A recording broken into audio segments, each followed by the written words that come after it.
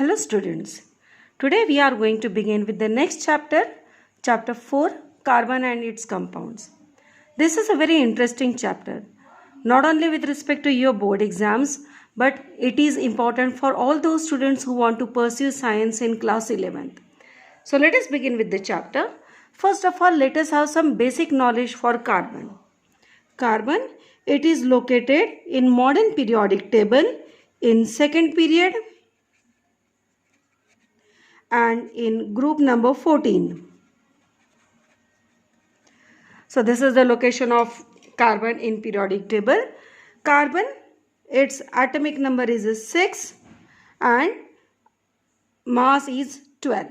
That means the number of electrons is 6, number of protons in carbon atom is also 6 and number of neutrons, they are also 6 in carbon atom. If we talk about the electronic configuration of carbon atom, then electronic configuration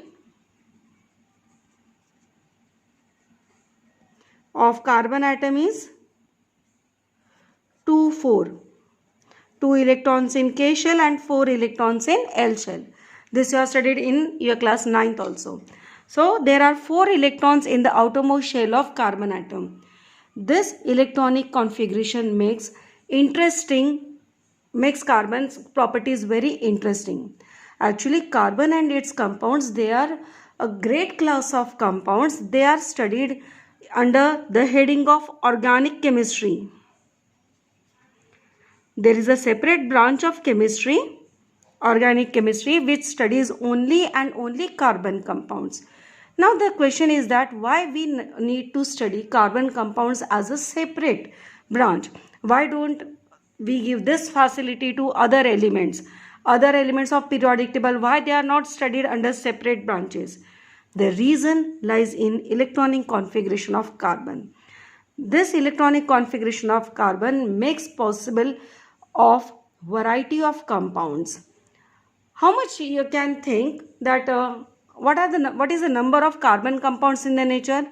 There are near about 300 million carbon compounds, and therefore they are studied under a separate branch of chemistry known as organic chemistry.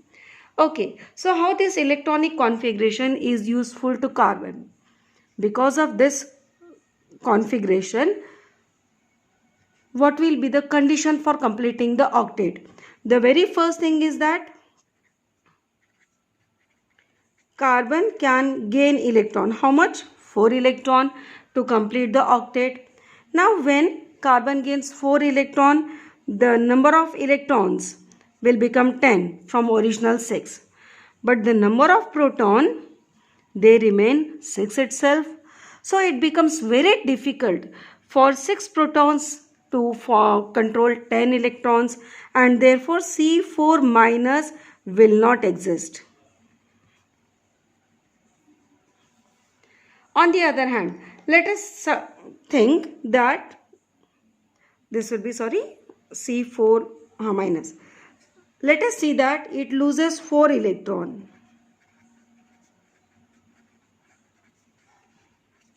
Then what will happen? The number of electrons in carbon atom now will remain only 2. On the other hand, the number of proton becomes 6. Again, this is not a good situation, and therefore I will say C4 plus will not exist. If I talk the real chemical terms, so the correct term is energy wise, both these conditions are not possible.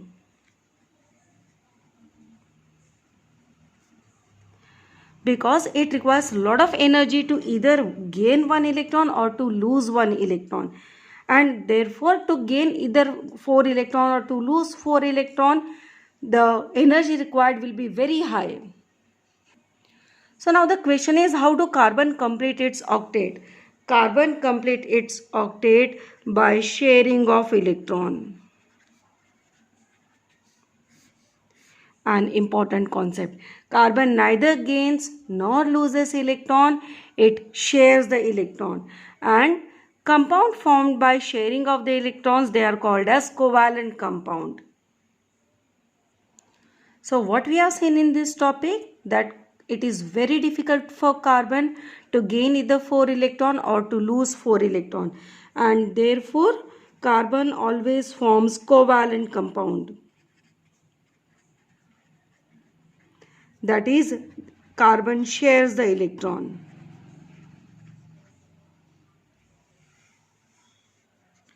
Now this whole topic can be generally asked for 3 mark. That why carbon form covalent compounds. So just now I have told you that carbon form near about 300 million compounds. One property we have seen, that it forms covalent compound. But what are the other properties of carbon that makes it so versatile? The very first is small size. As we know, carbon is located in second period of the periodic table, and therefore carbon is small in size.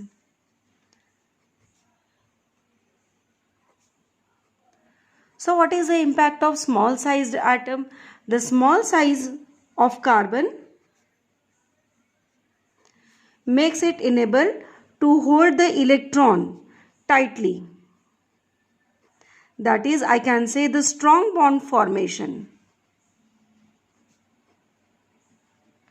Just now we have seen that it will share the electrons, and while sharing the electron, it will have a strong hold on the electron, or I will can use the word nucleus, and it will lead to a strong bond formation. Therefore, carbon forms number of compounds. The second property of carbon is catenation. Now, what is the term catenation? What is its meaning? The term catenation means self-linking property.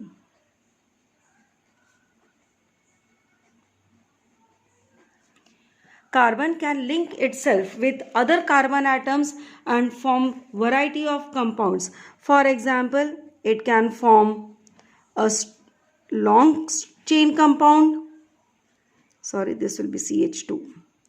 Okay, it can form a branch compounds. It can form ring compounds.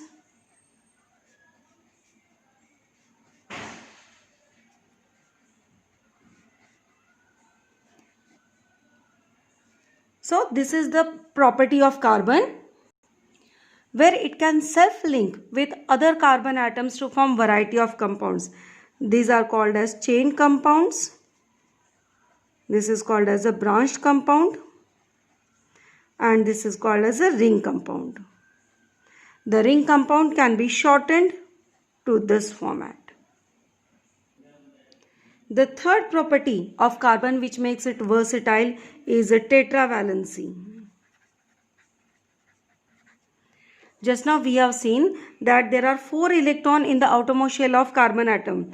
That is, the valency of carbon is 4, and therefore it shares its electron, and it can share its electron with variety of elements like hydrogen, oxygen, nitrogen, phosphorus, or any other thing, even the halogens, and therefore carbon can form large number of compounds. Because of its valency 4, it can form bond with 4 different atoms. For example, this carbon atom can form bond with 4 different type of compounds, or even similar.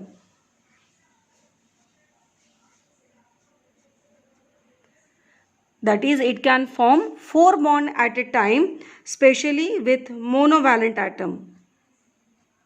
For example, hydrogen. Hydrogen is monovalent. Monovalent means having a single valency. So carbon can form 4 bonds with hydrogen by sharing of the electron. These 3 are main reasons because of which carbon shows versatile nature. These all 3, they can be asked as 3 mark question straightway, why carbon is versatile in nature And this year's board exam, that is 2020 board exam, had this question. Catenation definition can be asked, tetravalency definition can be asked. Overall, many questions can be framed based on this topic.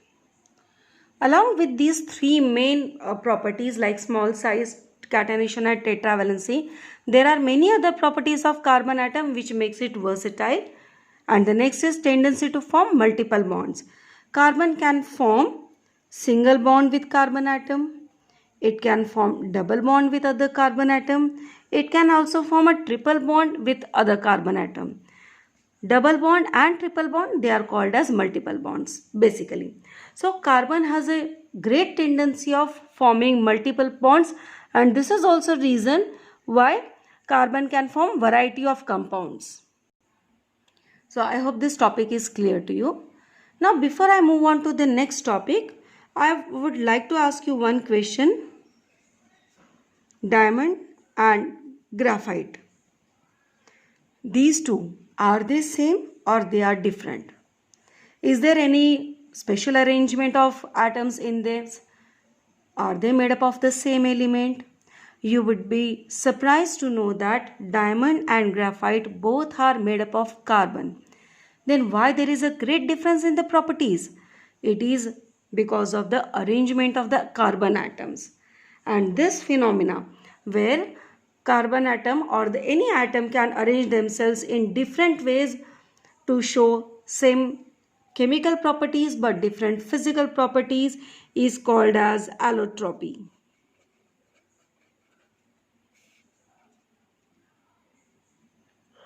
So what is allotropy? The definition is here that the phenomena where an element exists in more than one form with same chemical property but different physical property. Now what is the meaning of this? If I take 1 gram of diamond and if I take 1 gram of graphite, if I carry out combustion, that is the reaction with oxygen of both diamond and graphite, both will produce equal amount of CO2. So they show same chemical properties. But we know there is a great difference in their physical properties. To that we'll discuss later on. But just now I want to tell you that diamond and graphite both are basically made of carbon with same chemical property but with different chemical properties. Physical properties. So we say diamond and graphite, these are allotropes of carbon.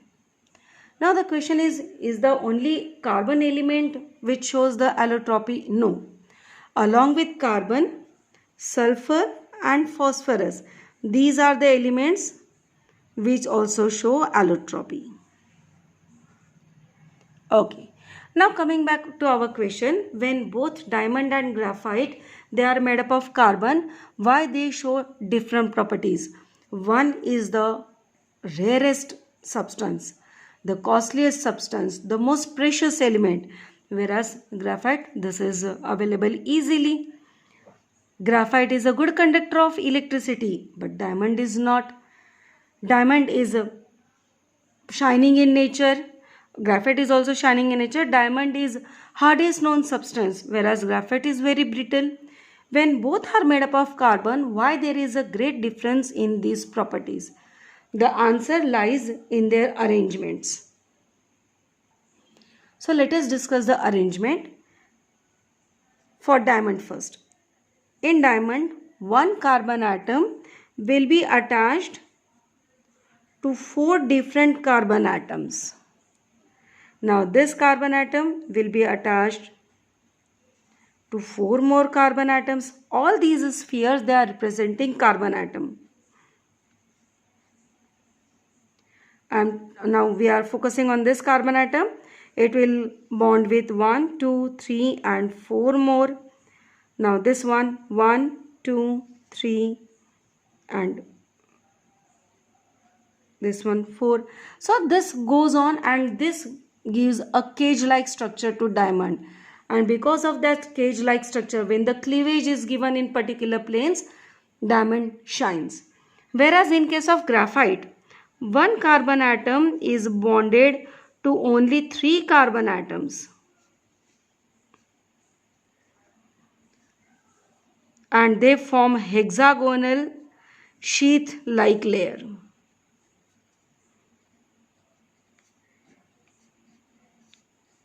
All these spheres, they represent carbon atom.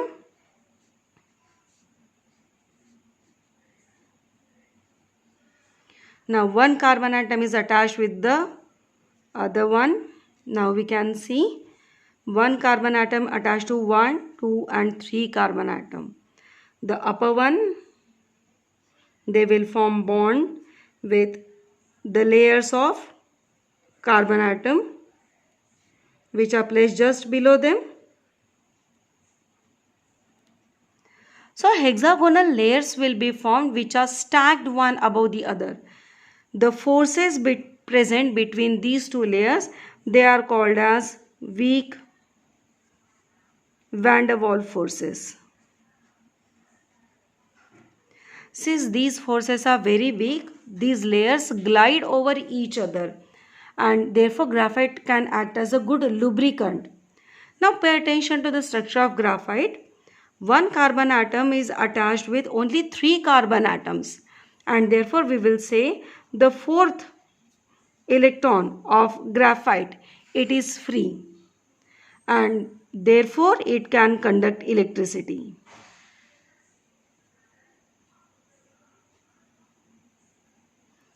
Because of this weak van der Waals forces, the layers of graphite, they are slippery one, and because of the cage-like structure in diamond, it is the hardest known substance.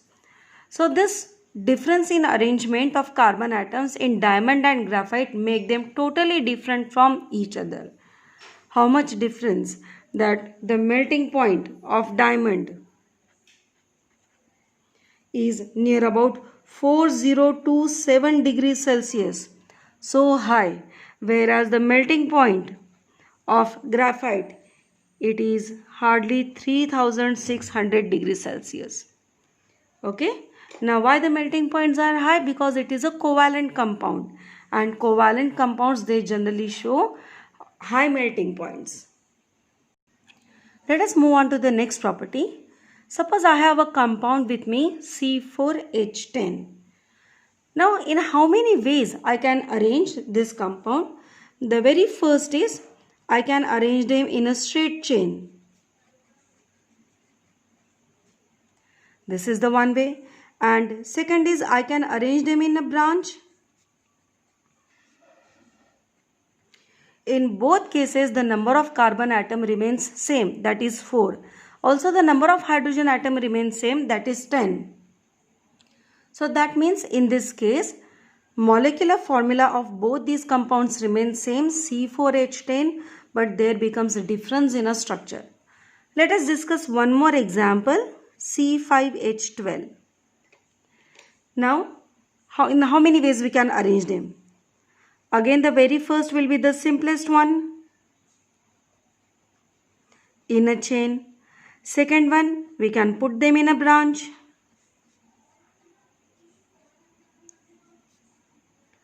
And the third one, we can have one more branch.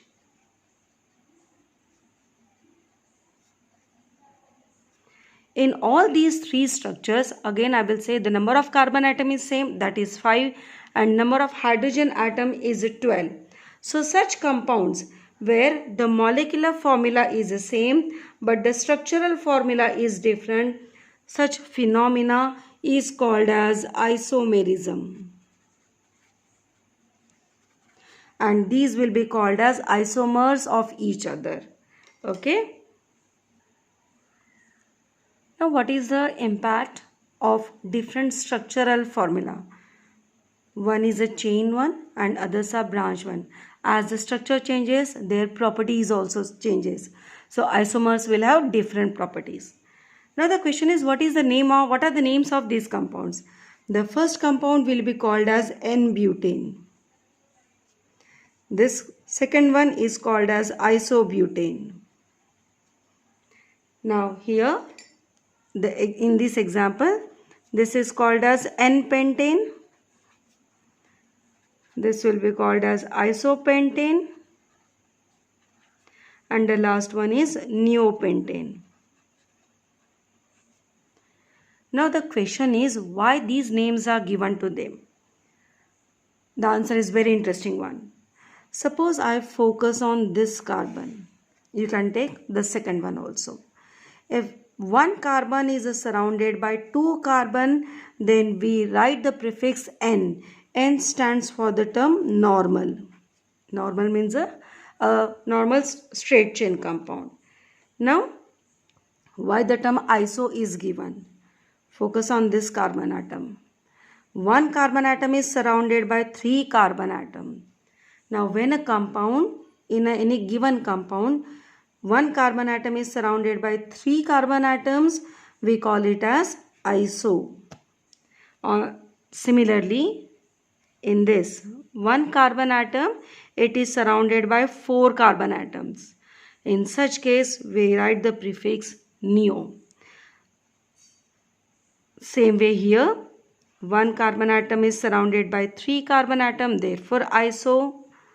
One carbon atom is surrounded by two carbon atom, therefore N, or we will say normal pentane. You need not to write the term normal, simply you can write N. So in today's topic, basically we have discussed why carbon shows variety of carbon compounds, what are the causes behind it, and mainly why carbon form covalent compounds. So based on today's video, there are some assignment questions for you people. Here are the assignment questions for you people. That's all for the day. Thanks for watching. Have a nice day.